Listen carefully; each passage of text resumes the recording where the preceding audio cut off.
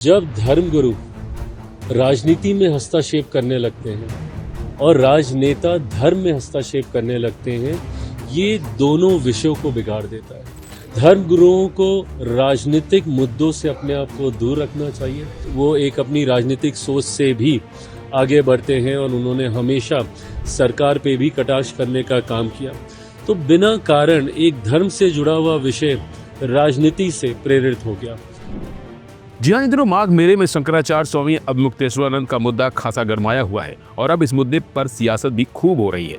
जहां एक तरफ शंकराचार्य को और उत्तर प्रदेश सरकार के बीच तल्ख बयानबाजी हो रही है, तो वहीं दूसरी तरफ विपक्षी पार्टियां भी इसका खूब फायदा उठा रही हैं। और अब यही वजह है कि अब इस समाजवादी पार्टी और कांग्रेस शंकराचार्य के पक्ष में बयानबाजी करती हुई नजर आती हैं। वहीं अवमुक्तेश्वरानंद के शंकराचार्य टाइटल इस्तेमाल करने पर भेजे गए सरकारी नोटिस पर केंद्रीय मंत्री चिराग पासवान ने कहा कि जब धार्मिक नेता राजनीति और राजनेता धर्म में दखल देने लगते हैं तो इससे दोनों विषय खराब हो जाते हैं। एक धार्मिक मुद्दा बिना किसी वजह से राजनीति प्रेरित हो जाता है। इसके साथ ही उन्होंने क्या कुछ कहा, आप खुद सुनिए। स्वामी अवमुक्तेश्वरानंद को किस नजरिए से देखते हैं, सारा विवाद कैसे देखते हैं? देखिए, मैं सनातन धर्म को मैं मानता हूँ, मैं खुद बहुत बड़ा आस्तिक हूँ और मैंने हमेशा इस बात को बहुत कैटेगोरिकली कहा है कि जब धर्मगुरु राजनीति में हस्तक्षेप करने लगते हैं और राजनेता धर्म में हस्तक्षेप करने लगते हैं, ये दोनों विषयों को बिगाड़ देता है। धर्मगुरुओं को राजनीतिक मुद्दों से अपने आप को दूर रखना चाहिए। राजनीति में धर्म का प्रवेश नहीं होना चाहिए और धर्म में राजनीति का प्रवेश नहीं होना चाहिए। जब ऐसा होता है तब ऐसी तस्वीरें देखने को मिलती हैं।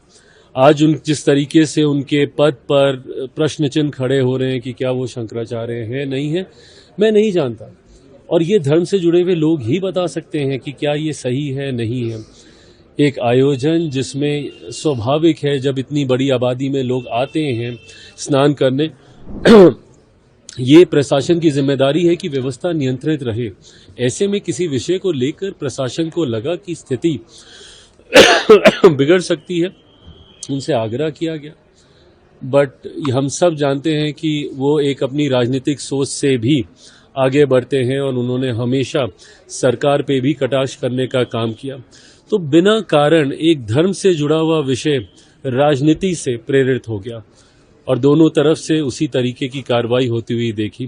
बहरहाल मुझे लगता है कि ये दोनों चीजें, राजनीति और धर्म, दूर रहेंगे तो ऐसे मंजर देखने को नहीं मिलेगा। दरअसल 18 जनवरी को माघ मेले में मौनी अमावस्या पर मुक्तेश्वरानंद पालकी में स्नान करने जा रहे थे। पुलिस ने उन्हें रोका और पैदल जाने को कहा। विरोध करने पर शिष्यों से धक्का मुक्की हुई। इससे नाराज होकर अवमुक्तेश्वरानंद शिविर के बाहर ही धरने पर बैठ गए और अब उसी के बाद ये पूरा बवाल मचा हुआ है।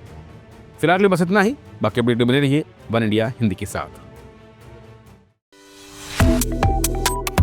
Subscribe to One India and never miss an update.